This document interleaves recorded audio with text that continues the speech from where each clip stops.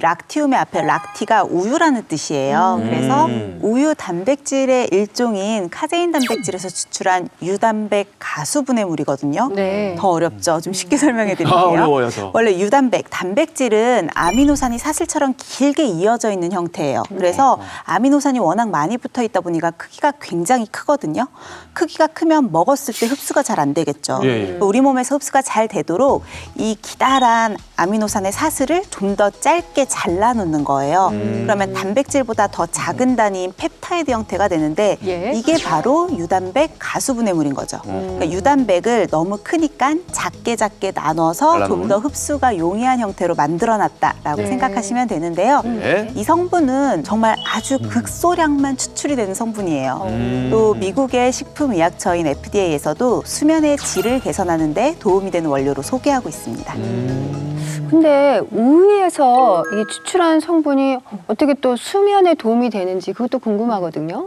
네, 우리가 자동차를 운전할 때 너무 빠르게 되면은 브레이크를 사용하죠. 그렇죠. 그렇게 해서 속도를 늦추고 안전하게 운행을 하는데요. 우리 몸에도 이런 브레이크 역할을 하는 것이 있는데 네. 그게 바로 신경 전달 물질인 가바 수용체입니다.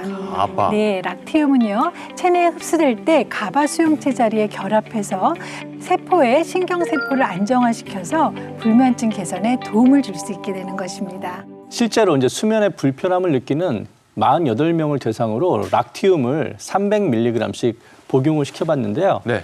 이 총 수면 시간은 증가하고요.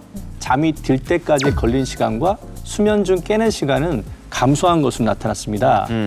또한 수면 효율이라고 해서 네. 잠자리에 누워있는 시간과 실제로 잔 시간 간의 비율값이 있는데요. 예, 예. 이 수면의 질을 평가하는 데 있어서 매우 중요한 지표예요. 아, 그렇죠. 이 연구에서 보면은 수면의 효율을 객관적으로 평가한 결과 수면 효율 또한 개선된 것을 확인할 수가 있었습니다. 네. 맞습니다. 실제로 잔 시간이 중요해요. 그렇죠? 예. 자, 그리고 이 락티움 수면의 질을 높이는 데 또 도움이 되는 이유가 있을까요?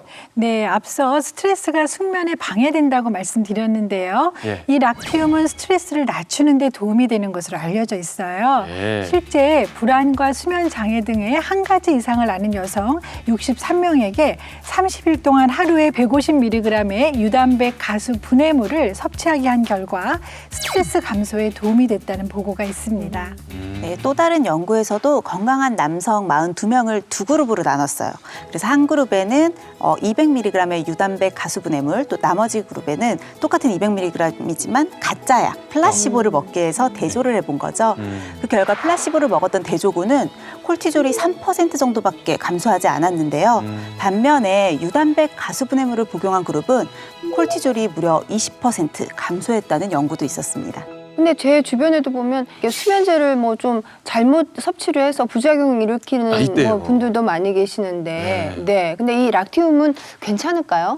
그렇죠. 사실 수면제나 신경 안정제들이 향정신성 의약품이다 보니까 어느 정도의 부작용을 또 무시할 수는 없어요. 게다가 장기적으로 복용할 경우에는 약의 종류나 환자의 상태에 따라서 내성이나 이제 오남용의 가능성도 좀 생기기도 하죠. 하지만 락티움 같은 경우는 우유에서 유래한 성분이기 때문에 비교적 이런 내성에 안전한 편입니다. 아우, 다행이네. 실제로 락티움을 섭취했을 때 일상생활과 운동 능력에 미치는 영향에 대해서도 연구를 진행을 했는데요. 수면 시간은 유의하게 증가했어요. 하지만 다음 날 일상생활 등의 자발적인 운동 활동에는 전혀 영향을 주지 않았다는 보고가 있습니다.